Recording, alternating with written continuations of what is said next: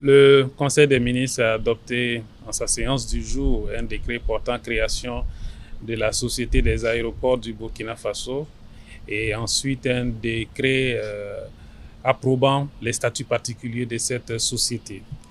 Il faut dire que le secteur aérien du Burkina Faso connaît un certain nombre de défis, parmi lesquels la baisse des dessertes sur nos aéroports, la non-modernisation des infrastructures aéronautiques et aussi, il faut souligner parmi ces défis-là la non-maîtrise des recettes liées aux activités aéronautiques et extra-aéronautiques. Pour pallier à cela, le gouvernement a créé la Société des aéroports du Faso. La Société des aéroports du Faso sera chargée de construire, de développer et de moderniser les aéroports du Burkina Faso. Il faut dire que cette société est aujourd'hui constituée par des structures qui existaient, telles que la MOAD, la maîtrise d'ouvrage de l'aéroport de Doncin, la RAC Gailleux et aussi la DAN, qui vont aujourd'hui constituer, on va dire disparaître et constituer la Société des aéroports du Burkina Faso. Cette société a aussi ses statuts qui ont été adoptés par le Conseil de ce jour et son rôle, c'est vraiment de pallier à toutes les insuffisances qui ont été édictées par le rapport qui a été fait concernant les défis et les difficultés que nous rencontrons aujourd'hui dans le secteur aérien. Nous avons fait le point de la campagne CHESS 2024-2025 au Conseil des ministres de ce jour. Il faut dire que la campagne CHESS de production agricole occupe de plus en plus de l'ampleur. Et pour cette année, pour la campagne 2024-2025, elle a bénéficié d'une pluviométrie qui était vraiment satisfaisante parce qu'au 30 septembre 2024, les taux de remplissage des barrages est autour de 113%, ce qui est supérieur au taux en 2023 qui était de 97%. Donc, cet aspect, combiné aux efforts notables du gouvernement en matière d'aménagement et de travaux des sols, ont permis d'augmenter les surfaces cultivées à 78 893 hectares, soit une augmentation de 8,3% par rapport à l'année précédente. Également, l'État a consenti des efforts en matière d'accompagnement des producteurs pour les intrants et les équipements agricoles. Nous avons mis à la disposition des producteurs des motopompes, plus de 745 motopompes solaires, et subventionné plus de 11 000 tonnes de fertilisants composés de NPK, d'urée et de biofertilisants. Nous avons également mis à la disposition des producteurs plus de 843 tonnes de semences.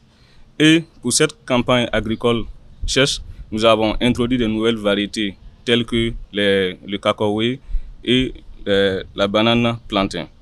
Donc, ces efforts de l'État et combinés aux efforts des producteurs ont permis d'enregistrer des performances agricoles exceptionnelles. Donc, pour la production maraîchère, elle s'estime à 1 280 000 tonnes, soit une augmentation de 8,1%.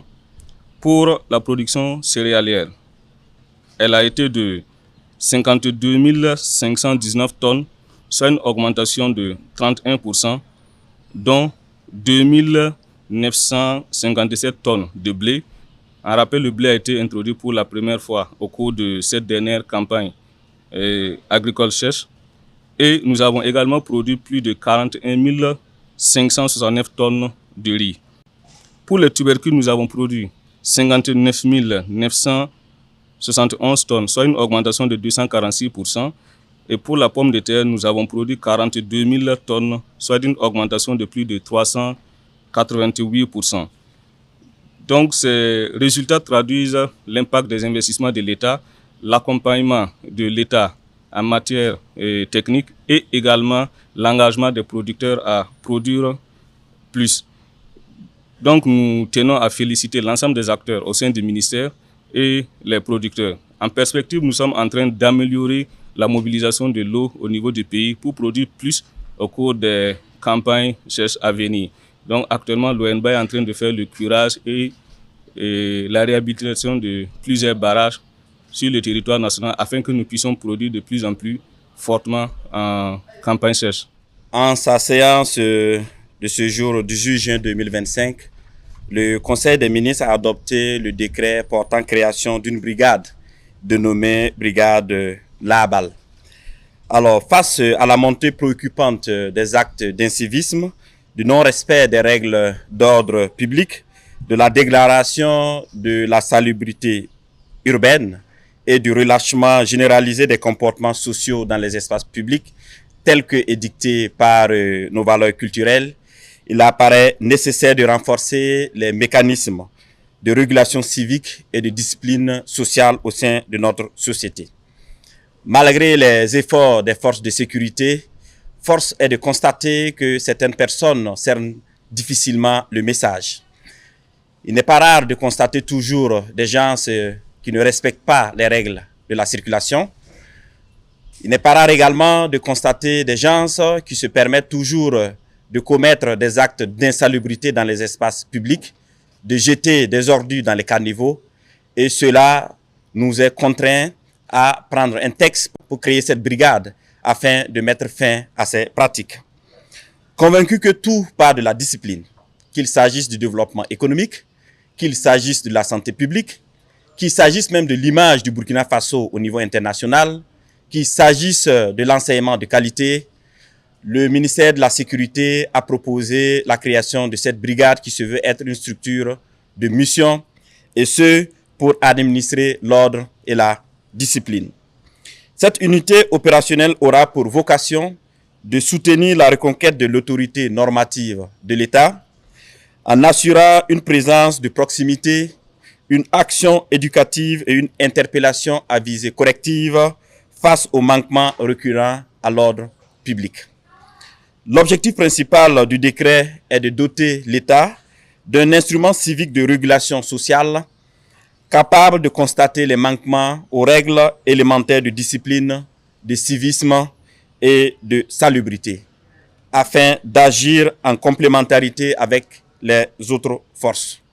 De façon spécifique, il s'agit de créer une structure civique d'intervention morale et disciplinaire, de définir les domaines d'intervention et attribution de cette brigade, d'encadrer juridiquement son fonctionnement en articulation avec les missions des autres forces, d'accompagner la refondation morale de la société par la promotion du civisme, du respect de l'ordre et des valeurs d'intérêt général. Les domaines d'intervention de cette brigade sont l'ordre public, la salubrité publique, la tranquillité publique, la discipline dans les espaces publics, le civisme et la citoyenneté, le respect des symboles nationaux et de l'autorité de l'État, la sécurité routière. En conclusion, la mise en place de cette brigade constitue une réponse concrète, civique et pédagogique aux défis de régulation sociale de notre pays. Elle incarne l'option de la refondation par l'exemplarité, la vigilance et la responsabilité citoyenne en soutien aux forces de défense et de sécurité ainsi qu'aux autorités locales.